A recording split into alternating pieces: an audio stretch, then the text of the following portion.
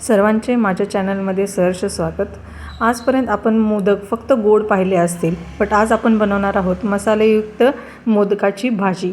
चला तर मग त्यासाठी मी 2 वाटी बेसन घेतला आहे। त्याच्यामध्ये जिरे, थोडंसं तिखट, थोडंसं हळद, मीठ टाकलं आहे आणि कोथिंबीर टाकून थोड्या पाण्याने त्याला असं मिक्स करून घट्ट असा गोळा बनवून घेणार आहे।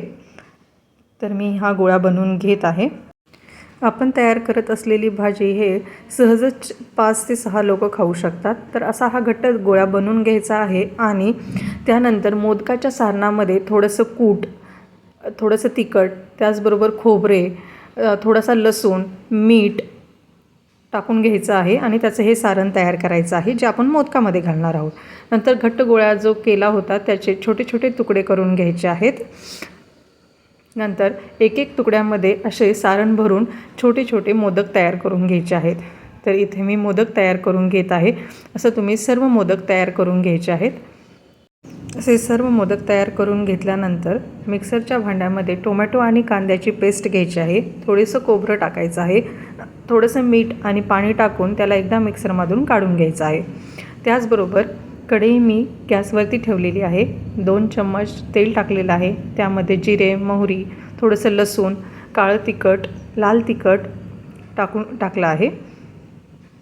त्यानंतर जे मिक्सरमधून काढलेलं आपण सारण होतं ते पण मी टाकत आहे। थोडंसं पाणी मिक्स करायचं आहे आणि 2 मिनटं कमी गॅसवरती त्याला परतून घ्यायचं आहे। थोडंसं पाणी ॲड करायचं आहे आणि 2 मिनटं गॅसवरतीच त्याला परतायचं आहे। त्यानं खूप छान असा कलर येतो। त्यानंतर मी 2 चम्मच कूट घेतला आहे आणि ते एका पाण्यामध्ये मिक्स केलं आहे। तुम्ही डायरेक्ट कूट टाकलं तर एवढी भाजी मिसळून येत नाही, बट पाण्यामध्ये मिक्स करून टाकलं तर भाजी खूप मिसळून येते आणि चवही खूप छान लागते। तर हे मी कूट त्याच्यामध्ये मिक्स केलं आहे। अजून 1 ग्लास मी पाणी ओतत आहे आणि उकळी फुटण्यासाठी मी हे गॅसवरती तसंच ठेवलेलं आहे। भाजीला थोडीशी उकळी फुटू द्यायची आहे। अशी उकळी फुटल्यानंतरच जे आपण तयार केलेले मोदक होते ते या भाजीमध्ये टाकायचे आहेत।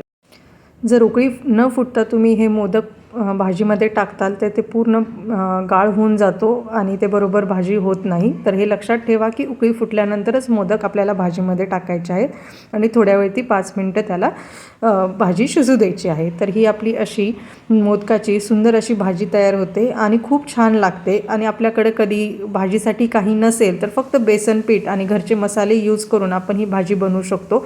चवीलाही खूप स्वादिष्ट आहे। एकदा नक्की ट्राय करा आणि सांगा कशी वाटली। धन्यवाद।